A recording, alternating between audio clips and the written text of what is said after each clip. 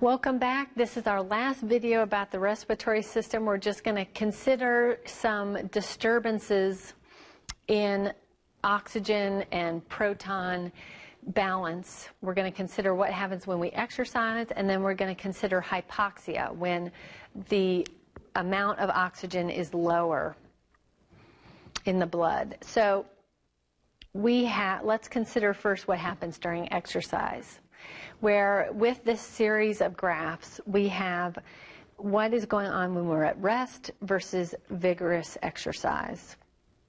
And as we move from being more and more active after we've been resting, so let's say we start doing low intensity exercise and then we do moderate exercise, then the minute ventilation is going to increase, okay, linearly. And that makes sense. And as a result in that linear increase in minute ventilation, then the amount of oxygen is going to stay stable, and the amount of CO2 is going to basically stay stable, as well as proton concentration. So we're matching our needs by increasing ventilation. Then as we're getting close to maximal exercise and we're getting more and more vigorous, that's when we start to see a change where now all of a sudden minute ventilation is increasing in a nonlinear fashion. And it is doing that because we see that arterial pH, or arterial proton concentration, is also increasing in a nonlinear fashion. And so this increase in minute ventilation is in response to an increase in protons because we're forming lactic acid. So basically, we're getting into a state of metabolic acidosis where we've got an increase in protons, which is going to cause an increase in ventilation. So now we're basically hyperventilating, and now our PCO2 is decreasing. Okay, so that's something that is going to happen during exercise, and it's particularly during vigorous exercise. The other thing to think about is the change in minute ventilation as we're doing exercise, particularly at the very beginning and at the very end, where if you're a trained individual, your body learns to anticipate exercise. And so what we can get is this feed-forward process of the fact that the body knows that you're about to do exercise, so that as soon as you start, ventilation increases more than it actually needs to. So we saw in the last slide that it just kind of increased linearly as you increased your intensity. Here we're having this large jump at step 1, where we have this instantaneous increase in minute ventilation in anticipation to kind of get a jump start on ventilation. Then as we keep going, it's going to gradually keep increasing until we get to the end, where we will have a pretty rapid drop in ventilation, but it's not back down to baseline. It's well above baseline, and then it will slowly decrease down to baseline. And so you're continuing to breathe more heavily than you need to, considering what you're doing. You all know this. If you sprint for a long distance and then stop, you're now at that point maybe just walking or just standing, but you're still breathing very rapidly. And so that's occurring so that you can get all your systems back to baseline. So you're trying to remove what's called the oxygen debt.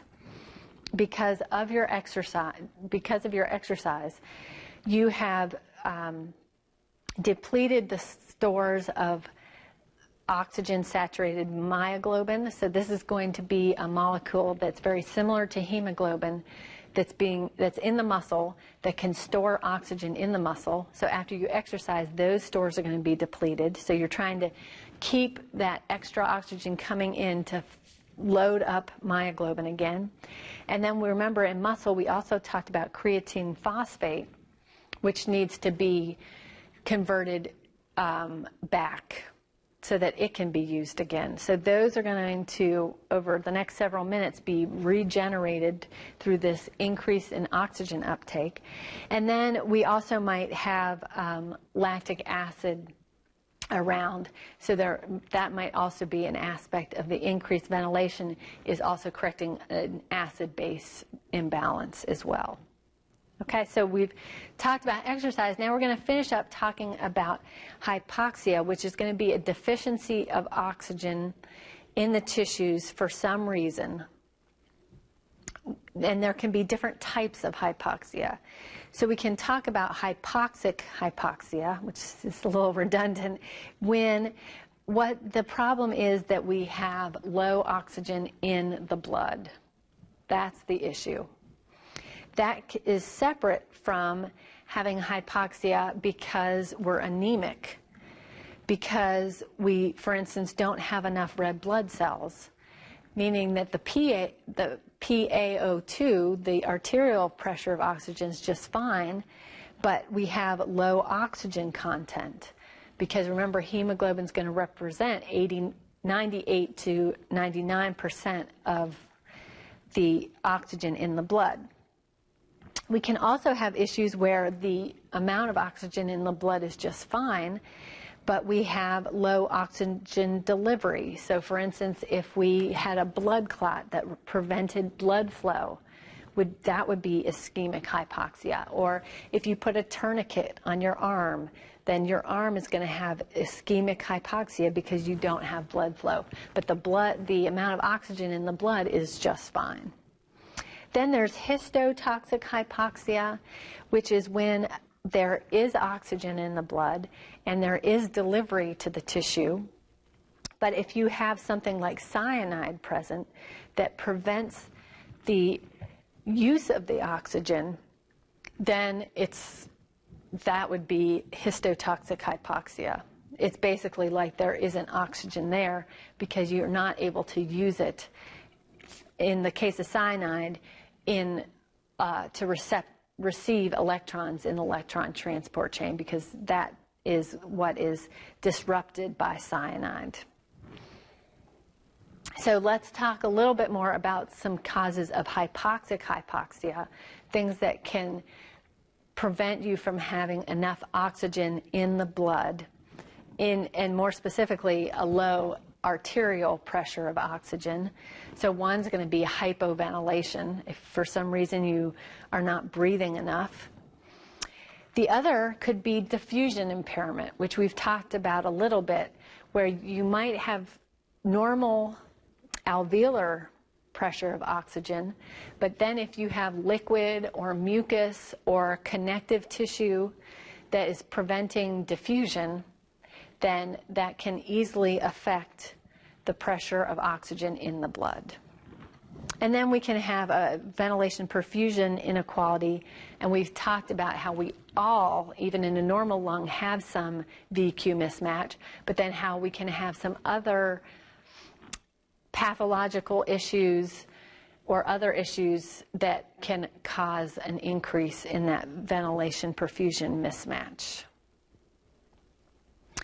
Another thing that can cause hypoxic hypoxia is sleep apnea, which is an increasing problem where when you sleep, you are going to have a reduced frequency of breathing, and you're going to have a decreased flow rate when you breathe in. So you're going to be breathing less often, and you're going to be taking in less oxygen as well, or less air. And so that means that your minute ventilation is going to basically decrease. In addition, skeletal muscle is going to relax. You're going to have reduced tone in your skeletal muscle, and so that can cause a collapse of the upper airways, like the pharynx and larynx in the mouth and throat, and then also of your tongue, which can cause an occlusion of the airway. So that can cause you to make sounds such as snoring. But then if you have a complete occlusion of the airway, then that is what we refer to as sleep apnea, where you can stop breathing for 30 to 60 seconds, and then basically you will wake up very often and then gasp for air. And the kind of scary thing about this is that often when you have sleep apnea, it's not that you're doing this once a night, that you're stopping breathing for 30 to 60 seconds. It can be many, many times just in an hour. So it's obviously not good to be oxygen deprived, but then also not good to be sleep deprived, because you're really basically waking up at least at some level. It might not be really at a conscious level in order to open those airways back up. So we have a question of what's going to stimulate you to wake up and to fix your breathing, and that's going to be, we know that you're most sensitive to the arterial CO2 pressure, and so that's what is going to activate those central chemoreceptors to cause you to make sure that you breathe. And really the best treatment for this, sometimes if it's based on the architecture of the nose or the throat, then you can have surgery to fix this problem, but there is a machine called a CPAP machine that provides continuous positive airway pressure. So it's a mask that people wear, and then that provides a continuous flow of air that's just enough to keep those airways open at all times, so that people breathe at all times and that they don't wake up because of a lack of breathing. So we've talked about exercise. That's going to be a time when we all are going to have to increase our ventilation. And when we're really getting to the intense exercise, that's when we can start to have metabolic acidosis. And so that is going to cause us to basically hyperventilate, which means CO2 will fall, but then that will reduce the amount of protons to try to compensate for the metabolic acidosis. And then we talked about sleep and how it's going to cause us to breathe less and also cause the airway muscles to relax, which can cause obstruction, either complete, causing sleep apnea, or partial, which can lead to noisy sleeping and snoring.